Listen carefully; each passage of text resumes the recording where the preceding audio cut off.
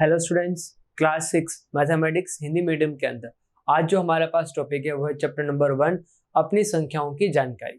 तो सबसे पहले देखते हैं हमारे पास एक संख्या यानी नंबर है क्या। संख्याओं का प्रयोग हम कहाँ करते हैं? संख्याओं का प्रयोग हम करते हैं गिनने में, काउंटिंग करने में, किसी चीज के मेजरमेंट यानी मापने में, या फिर उनके लेबलिंग यानी चिन्ह अंकित करने में हमारे पास प्रयोग होता है। तो संख्याओं का प्रयोग हमारे पास गिनने, मापने या फिर चिन्ह अंकित करने में प्रयोग होता है।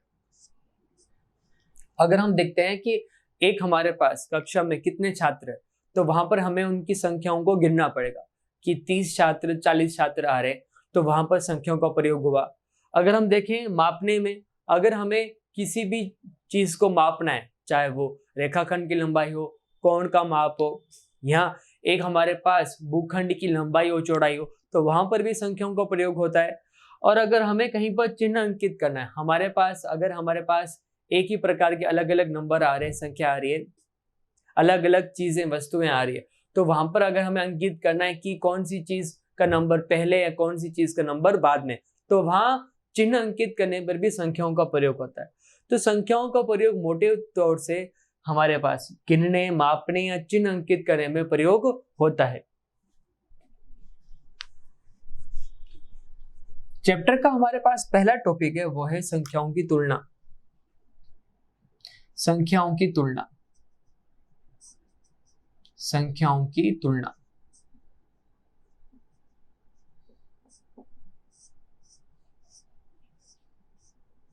संख्याओं की तुलना हम क्यों करते हैं? संख्याओं की तुलना हम इसलिए करते हैं ताकि हम उससे ये पता लगा पाए कि कौन सी संख्या हमारे पास बड़ी है, कौन सी संख्या हमारे पास छोटी है। तो बड़ी व छोटी संख्याओं का पता लगाने के लिए हम संख्याओं की तुलना करते हैं। अगर जैसे हमें पता लगाना है कि कौन सी कक्षा में किसकी ऊंचाई सबसे कम है, किसकी ऊंचाई सबसे ज्यादा है, किसका भार सबसे कम है, किसका भार सबसे अधिक है। अगर हमारे पास दो वस्तुएं दे रखी हैं, दो हमने चीजें खरीदी है, तो हमें यह पता लगाना है कि किस चीज का भार अधिक है, किस चीज का भार कम है। तो उनके लिए हमें संख्याओं की तुलना करनी पड़ती है। तो अगर हमें संख्या दे रखी है तो वहां से हम आराम से पता लगा सकते हैं कि कौन सी संख्या सबसे बड़ी है और कौन सी संख्या सबसे छोटी है। जैसे ये हमें सब 4 संख्या दे रखी है, हमें ये पता लगना है कि सबसे बड़ी संख्या क्या आ रही है, सबसे बड़ी संख्या क्या आ रही है और सबसे छोटी संख्या कौन सी।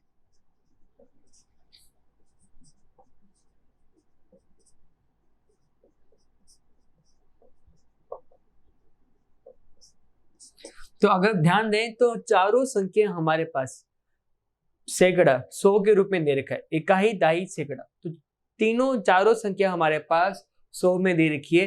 तो सबसे पहले बस यही देखते हैं कि जो हमारे पास इनका सैकड़ा अंक है, वो हमारे पास जो सबसे छोटा आ रहा है तो वो हमारे पास सबसे छोटी संख्या आ जाएगी, और जो अंक सबसे बड़ा आ रहा है तो वो हमारे पास सबसे बड़ी संख्या आ जाएगी। अगर हम देखें कि ये नंबर हमारे पास 123, 451, 245, 341, तो सबसे बड़ी संख्या हमारे पास क्या आ जाएगी, 451, और इन सब में हमारे पास छोटा नंबर है 123। तो संख्याओं को देख के हम आराम से पता लगा सकते हैं कि कौन सी संख्या बड़ी है और कौन सी संख्या सबसे छोटी आ रही। अब जैसे हमें ये चारों एक ही प्रकार की संख्या लगभग दे रखी है, चारों हमारे पास हजार में संख्या दे रखी है, इसका मान 5001, 5002, 5200, 5010। इसमें हमें यह बताना है सबसे छोटी और सबसे बड़ी संख्या क्या है। सबसे बड़ी संख्या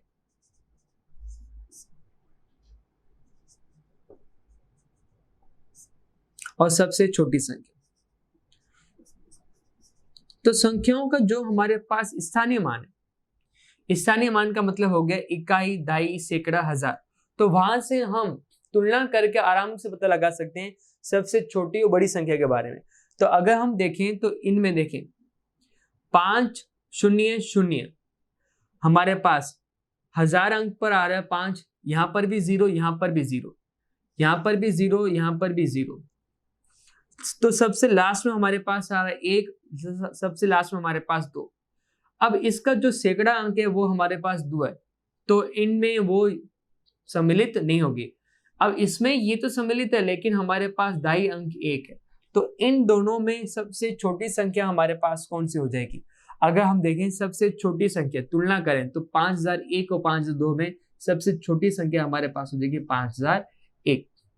अब इन तीनों में हमारे पास चारों में बड़ी संख्या कौन सी है?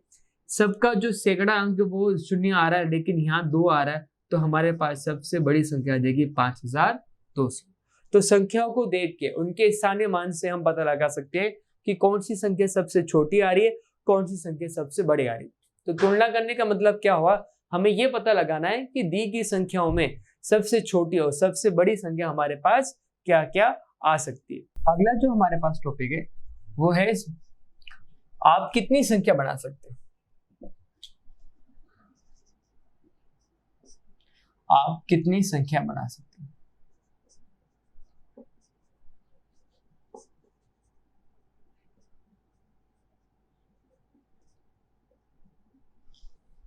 अगर हमें अलग अलग अंक दे रखे, अलग अलग अगर हमें अंक दे रखे तो वहां से हम कितनी संख्या बना सकते हैं? जैसे ये हमें 3 अंक दे रखे और यहां से हमें संख्याएं बनानी।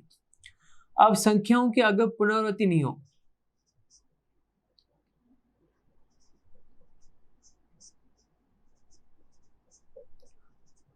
पुनरावृत्ति का मतलब हो गया अगर कोई भी संख्या रिपीट नहीं हो रही है, कोई भी संख्या जो है वो एक से ज्यादा बार नहीं आ सकती है, तो अगर हम देखें तो इन 3 अंक से हम 3 अंकों की कितनी संख्या बना सकते हैं? तो 3 अंकों की जो अलग अलग संख्या हम बना सकते हैं वो इस प्रकार 1 2 3, 3 2 1, 1 3 2, 3 1 2, 1 1 2 3, 2 3 1। तो देखें तो इससे हम अलग अलग प्रकार की संख्याएं बना सकते हैं, लेकिन हमने किसी भी संख्या को एक से ज्यादा बार हमने उसकी पुनरावृत्ति यानी रिपीट नहीं किया। अगर हम संख्याओं को पुनरावृत्ति करें, अगर हम संख्याओं की पुनरावृत्ति करें, रिपीट करें, तो किस प्रकार की संख्या हमारे पास बन सकती है? ऐसे हम और भी संख्या बना सकते हैं। तो अगर हम संख्याओं की पुनरावृत्ति करें तो हमारे पास कितनी संख्या बन सकती है? 1 1 1, 1 जितनी बार हो 3 अंकों की तो 3 बार भी हमारे पास रिपीट हो सकता है। 2 2 2, 3 3 3, 1 1 2, 2 2 1, 2 2 3। तो इस प्रकार हम संख्याओं की पुनरावृत्ति करके हम 3 डिजिट के 3 अंकों की अलग अलग संख्या हमारे पास बना सकते हैं। तो अगर हम देखें कि जो 3 अंकों की संख्या बनाई है उसमें सबसे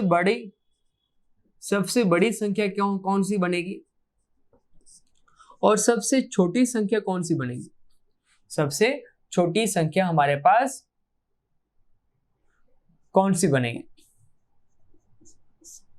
उसके लिए हम क्या करेंगे? इन 3 अंकों वाली संख्या से सबसे बड़ी संख्या हम क्या बना सकते हैं? तो सबसे बड़ी संख्या के लिए हमें अंकों को अवरोही क्रम में रखना पड़ेगा और सबसे छोटी संख्या के लिए हमें अंकों को आरोही क्रम में रखना पड़ेगा। आरोही क्रम में अंक रखना पड़ेगा। अब अवरोही आरोही क्रम क्या होता है? अवरोही क्रम मतलब हो गया आपको बड़े अंक से छोटे अंक तक जाना है। आपको बड़े अंक से छोटे अंक तक जाना है। बड़े अंक से छोटे अंक, बड़े अंक से सबसे छोटे अंक तक जाना है।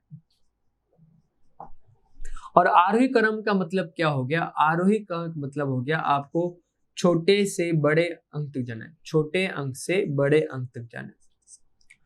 तो दिए गए अंकों में सबसे बड़ी संख्या बनाने के लिए उन अंकों को हमें अवरोही यानी घटते क्रम में रखना पड़ेगा। अवरोही का मतलब हो गया घटते क्रम में, और आरोही क्रम का मतलब हो गया छोटे से बड़ा यानी बढ़ते क्रम में रखना पड़ेगा। सबसे छोटा क्रम, फिर उसके आगे बढ़ेंगे, फिर उसके आगे बढ़ेंगे और बढ़ते क्रम में सबसे बड़ा अंक रखेंगे। और अवरोही का मतलब हो गया घटता क्रम, सबसे पहले बड़ा अंक आएगा, फिर घटता रहेगा और घटता रहेगा और सबसे लास्ट में छोटा अंक आएगा। तो बड़े संख्या, इन 3 अंकों से बड़ी संख्या बनाने के लिए सबसे बड़ा अंक हमारे पास क्या आ रहा है? सबसे बड़ा अंक हमारे पास आ रहा है 3, उससे छोटा अंक 2 और सबसे छोटा अंक 1। तो हमारे पास जो नंबर बन गया 321 सबसे बड़ी अंक संख्या। और सबसे छोटी संख्या के लिए हमें आरोही क्रम, छोटे से बड़ा, सबसे छोटी संख्या 1, उससे बड़ी संख्या 2, उससे बड़ी संख्या 3। तो नंबर हमारे पास आ जाएगा 123। तो अगर हमें संख्या दे रखी है, अंकों की पुनरावृत्ति करके, अंकों की पुनरावृत्ति ना करके हम अलग अलग प्रकार की संख्या बना सकते हैं। और उनमें सबसे बड़ी संख्या ढूंढने के लिए अंकों को अवरोही क्रम में और छोटी संख्या ढूंढने के लिए हम आरोही क्रम में संख्याओं को रखते हैं। एक उदाहरण से हम और इसको समझते हैं। 4 अंक दे रखे हमें और हमें 4 अंकों की सबसे बड़ी और सबसे छोटी संख्या बनानी। सबसे बड़ी संख्या बनानी 4 अंकों की और छोटी संख्या बनानी।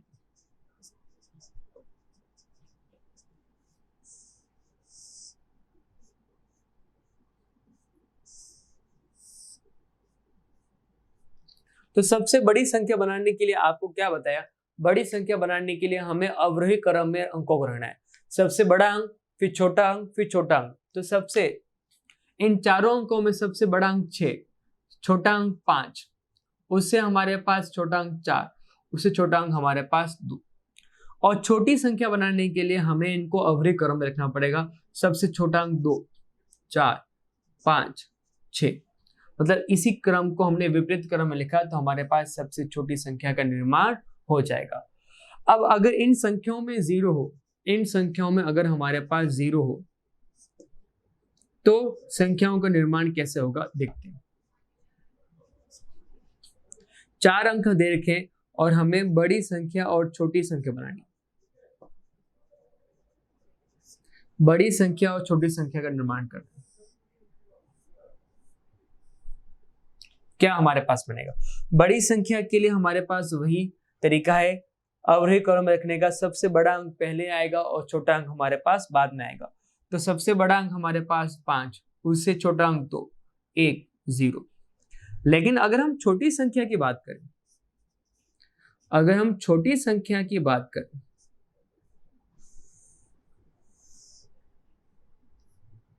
अगर हम छोटी संख्या की बात करें,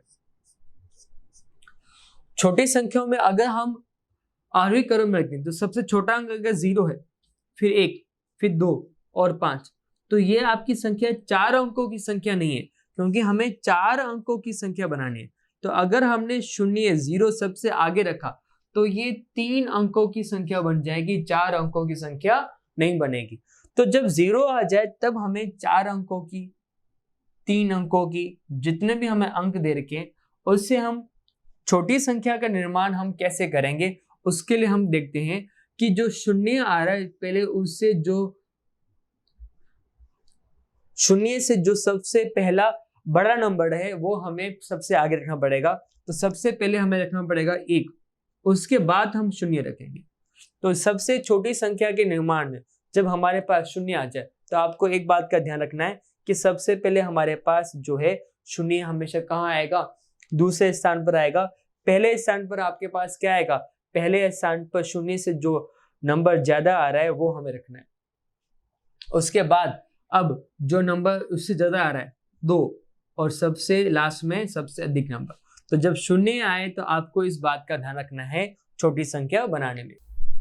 संख्याओं के क्रम के बारे में अभी हमने जानकारी ली थी, तो उसी क्रम को हम दोबारा देखते हैं कि संख्याओं का आरोही और अवरोही क्रम होता क्या है। संख्याओं का आरोही और अवरोही क्रम क्या होता है? आरोही व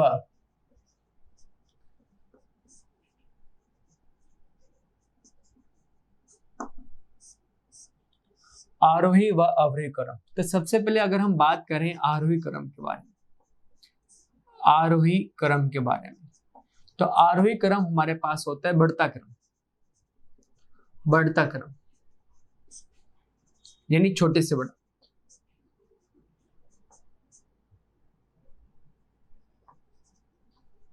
छोटी संख्या से बड़ी संख्या की ओर। तो आरोही क्रम का मतलब हो गया हमें संख्याओं को छोटे से बड़े की तरफ हमें रखना है। सबसे पहले छोटी संख्या, फिर उससे बड़ी संख्या, फिर उससे बड़ी संख्या और फिर उससे बड़ी संख्या हमारे पास आती रहेगी। जैसे अगर हम बात करें प्रार्थना सभा में, जो सबसे छोटे ऊंचाई का होता है वो सबसे आगे, फिर उससे अधिक ऊंचाई का, फिर उससे अधिक ऊंचाई का, फिर उससे अधिक ऊंचाई का, इस क्रम में हम छात्रों को व्यवस्थित करते हैं। तो वो क्रम हमारे पास हो जाएगा आरोही क्रम।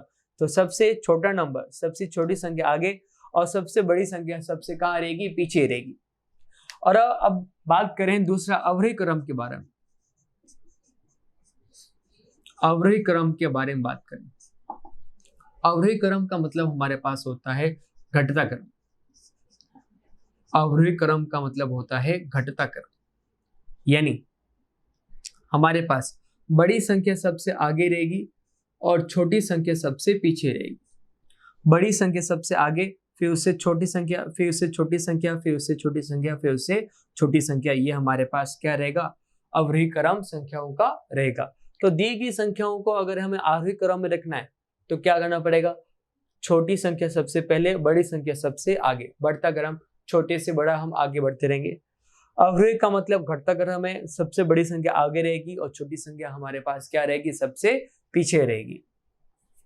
उदाहरण की सहायता से हम इन क्रम के बारे में जानकारी लेते हैं। हमें 4 अलग अलग प्रकार की संख्या दे रखी है और इन्हें हमें आरोही और अवरोही क्रम में रखना है। इन्हें हमें आरोही और अवरोही क्रम में रखना है।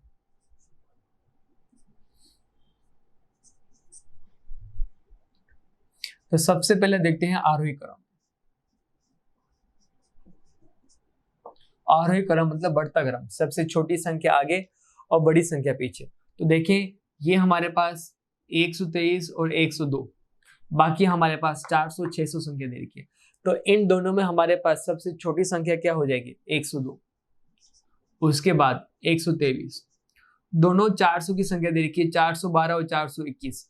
तो इससे बड़ी संख्या हमारे पास 412 और उससे बड़ी संख्या हमारे पास 421 और लास्ट में जो हमारे पास नंबर 616। तो ये हमारे पास हो जाएगा संख्याओं का आरोही क्रम, छोटी संख्या सबसे आगे, बड़ी संख्या सबसे पीछे। अब इन्हीं नंबरों को अगर हम, इन्हीं संख्याओं को अगर हमें अवरोही क्रम में रखना है, इन्हीं संख्याओं को अगर हमें अवरोही क्रम में रखना है, तो इसी संख्याओं को अगर हम पीछे से रिवर्स में लिख दें, तो अगर इन्हीं को अगर हम पीछे से रिवर्स में लिख दें तो अवरोही क्रम में हो जाएगा, क्योंकि इसमें सबसे छोटी संख्या आगे है, सबसे बड़ी संख्या पीछे। तो अवरोही क्रम में क्या होगा, सबसे बड़ी संख्या आगे रहेगी, यानी 616 आगे रहेगा, उसके बाद उससे छोटी संख्या, घटता क्रम हमारे पास। तो अगर आपने संख्याओं को आरोही या अवरोही क्रम में किसी एक क्रम में लिख दिया, उन्हीं संख्याओं को अगर दूसरे क्रम में लिखना है तो उनको, इन्हीं संख्याओं को पीछे से अगर हम लिख दें तो हमारे पास दूसरा क्रम आ जाएगा। हमें वापस ढूंढने की जरूरत भी नहीं पड़ेगी कि भाई सबसे पीछे आ जाएगा, हमारे पास जो सबसे आगे आ जाएगा वो आ जाएगा हमारे पास अवरोही क्रम में। एक और उदाहरण देख के हम देखते हैं।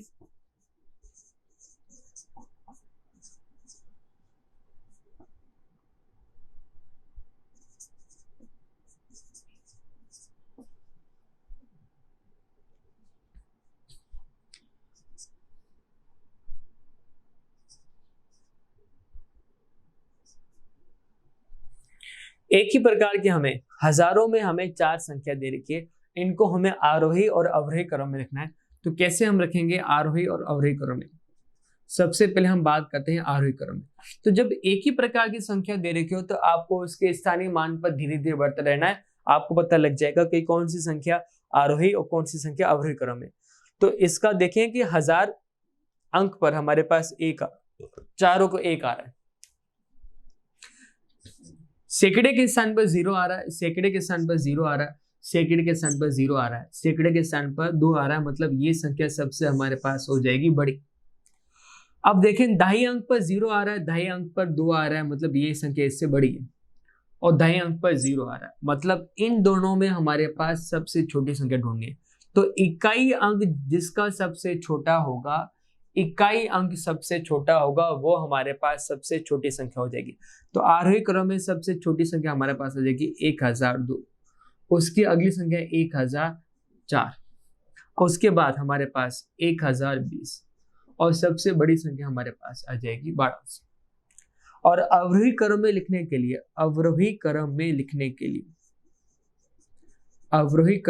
के लिए इन्हीं संख्याओं को हम विपरीत क्रम में लिखेंगे।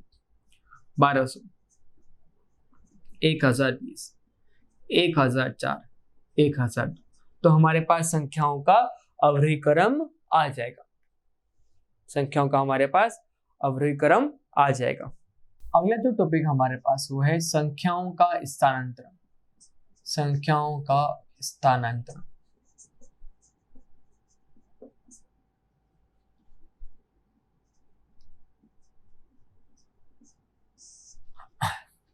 स्थानांतरण का मतलब हो गया संख्याओं को शिफ्ट करना, उनको बदलना। तो हम संख्याओं की स्थिति बदल के हम सबसे छोटी या सबसे बड़ी संख्या बना सकते हैं। तो उसके लिए हमें क्या देखना है कि अगर हमें जितने भी अंक की दे रखी है, जो सबसे आखिरी अंक है, अगर सबसे आखिरी अंक की बात करें तो सैकड़ा अंक, तो अगर हमें सबसे बड़ी संख्या बनानी है तो सबसे आखिरी में सबसे ज्यादा नंबर आना चाहिए, और छोटी संख्या बनानी है तो सबसे पीछे हमारे पास छोटा नंबर आना चाहिए।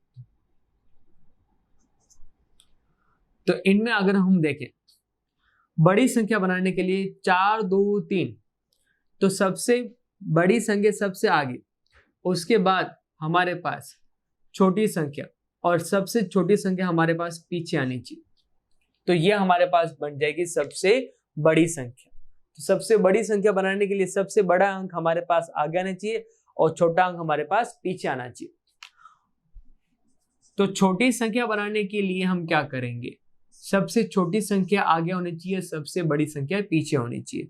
तो संख्याओं को हम स्थान बदल के, स्थानांतरण का मतलब हो गया संख्याओं का हम स्थान बदल के हम अलग अलग संख्याएं का निर्माण कर सकते हैं।